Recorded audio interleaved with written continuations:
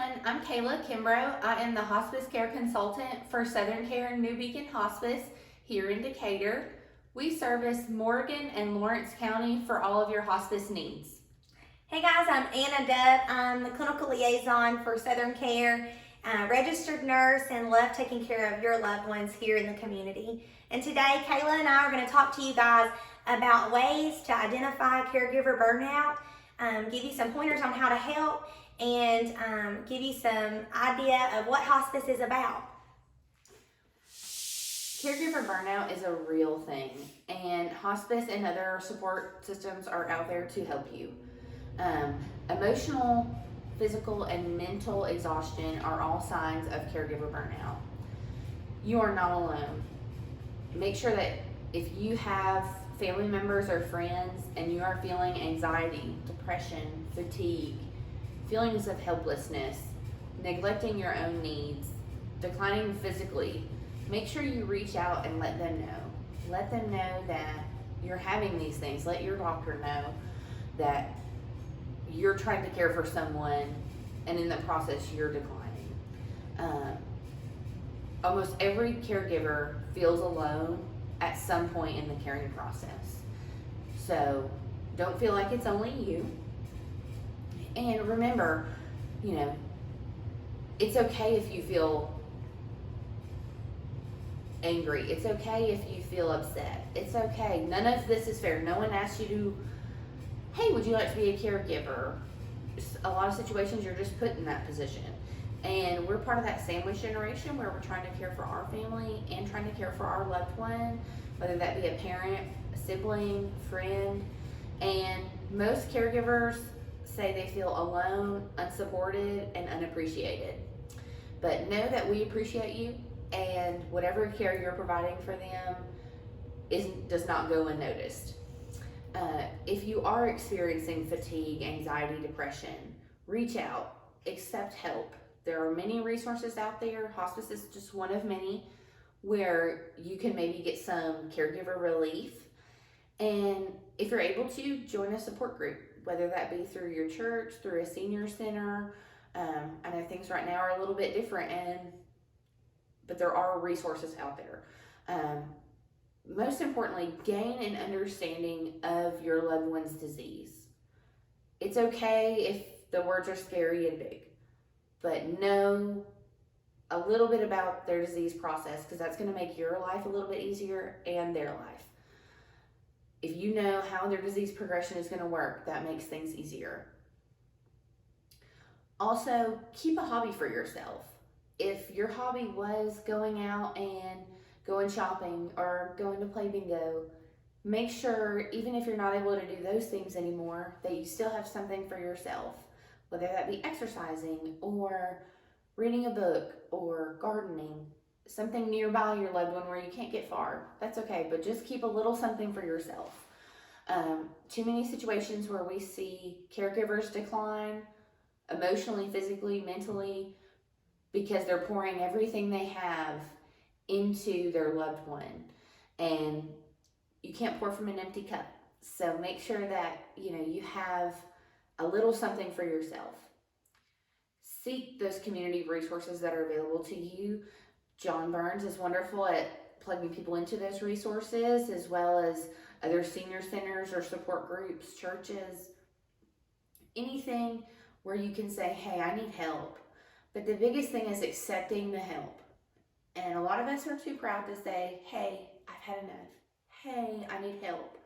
And don't be. That's what we are all here for. That is our calling, is just to be a resource to you guys and help for your family. So never be too proud to say, hey, I need help, because that's okay. That doesn't mean you're a bad caregiver. That doesn't mean you're not doing a great job. We're just an extra layer.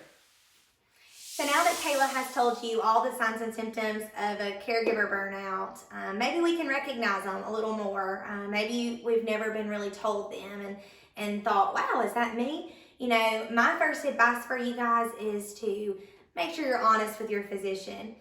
We all the time load Mama up and we put her in the car and we get her hair done and we get her ready to go to the doctor and we take her to doctor's offices and she's ready to see that doctor, but he doesn't see what's going on in the house 24/7. He hasn't seen how she's fallen the night before and she doesn't want you to tell him, or how she's starting to not eat as much, or maybe she doesn't use her walker as much. She wants you to push her in the wheelchair. All those declines that he doesn't see. And maybe you're not telling him. He can't know unless you tell him. So my first advice is to please be honest with your physician. Receiving help from your physician is one order form away. Hospice just takes an order from a physician. Don't be scared of the word hospice.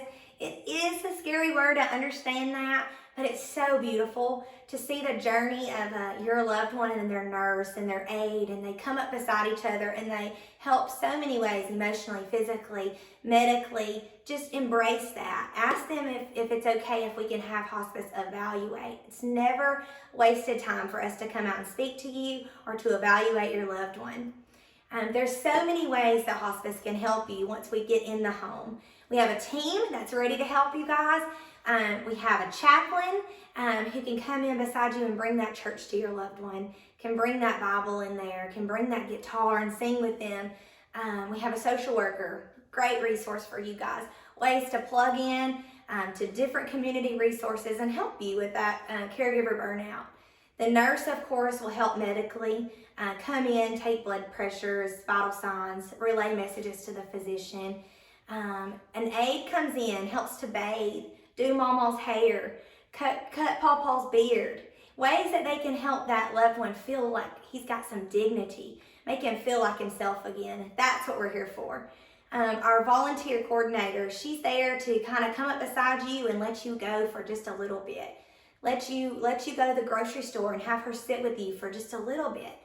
We're here as a team to make your life as a caregiver easier. That's our goal, is to be there with you guys in this journey.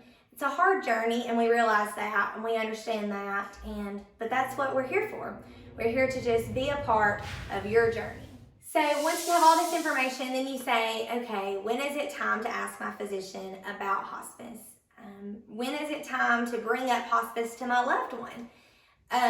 When you're recognizing that your loved one or the person that you're taking care of is declining, their activities of daily living, they used to could bathe themselves, now they're not bathing, but maybe once a week because it takes so much out of them to do that.